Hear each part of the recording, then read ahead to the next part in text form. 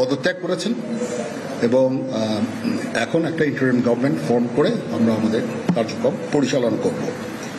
আপনারা একটু ধৈর্য ধরেন, আমাদের কিছু সময় দেন, ইনশাআল্লাহ আমরা সবাই মিলে সমস্ত সমস্যার সমাধান করতে সক্ষম হব।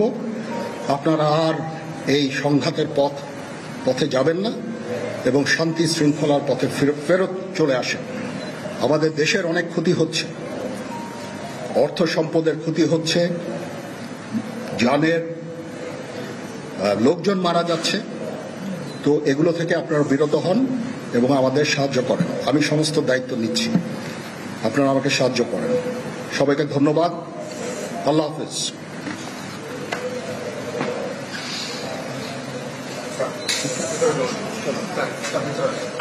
আপনারা কি কোনো প্রশ্ন করতে চান?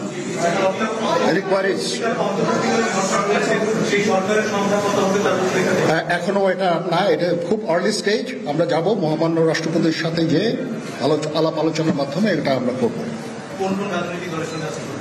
আজকে এখানে জামাতের আমির ছিলেন, আমাদের বিএনপির শীর্ষস্থানীয় নেতৃবৃন্দ এখানে ছিলেন, জাতীয় পার্টির নেতৃস্থানীয় নেতৃবৃন্দ এখানে ছিলেন এবং সুশীল সমাজ এবং এখানে ডক্টর আসিফ নজরুল উনি নিজেও ছিলেন এখানে এবং উনি আমার সামনেই উনি সমস্ত ছাত্রদেরকে একটা সুন্দর বার্তাও দিয়েছেন এবং আমি আশা করি যে ছাত্ররা সেই বার্তা শুনে ওনার কথা, ওনাকে সবাই শ্রদ্ধা করে, ছাত্ররা শ্রদ্ধা করে, ওনার এই বার্তা শুনে তারা এই পরিস্থিতি নিয়ন্ত্রণে নিয়ে চলে আসবে এবং আমরা একটা সুন্দর একটা পরিস্থিতির দিকে আমরা এগিয়ে যাব ইনশাআল্লাহ। এখানে আওয়ামী লীগের কেউ ছিল না, আওয়ামী লীগের কেউ ছিল না।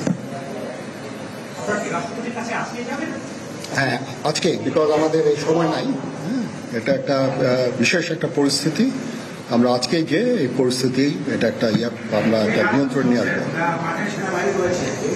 সেনাবাহিনী শান্তি শৃঙ্খলা বজায় রাখার কাজ চালিয়ে যাবে এবং আপনাদের সবার দায়িত্ব, ছাত্রদের দায়িত্ব, রাজনৈতিক নেতৃবৃন্দ এবং রাজনৈতিক কর্মীদের দায়িত্ব হচ্ছে সেনাবাহিনীকে সাহায্য করা এবং আপনারা মিডিয়ার মাধ্যমে আমাদেরকে এই যে একটু আমাদের সাহায্য করেন।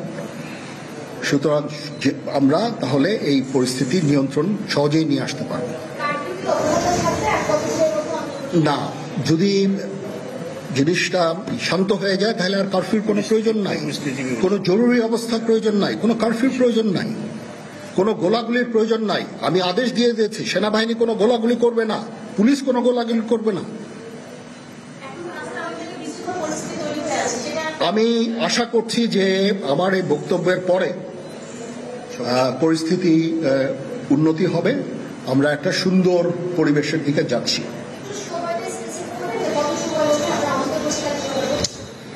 আমরা এটা না, আমি আজকে রাতের মধ্যে একটা আমরা সলিউশনে যাওয়ার চেষ্টা করবো, বাট আমাদের হয়তো 2-1 দিন সময় দিতে হবে। এটা আমরা এখনো এটা টু আর্লি, আমরা যাচ্ছি যে আমরা কথা বলবো মহামান্য রাষ্ট্রপতির সাথে, আমরা একটা সুন্দর সলিউশনে আমরা পৌঁছাবো।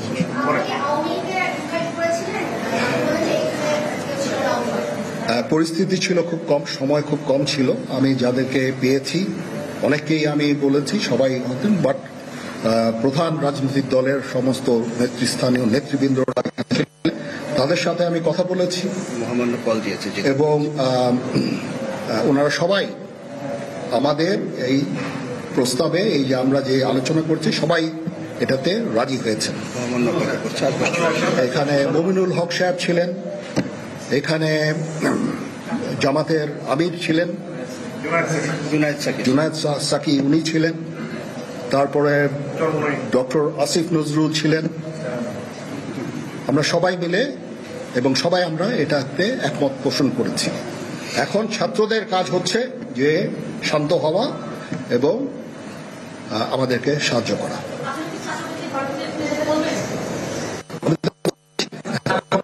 আমার এই বক্তব্যের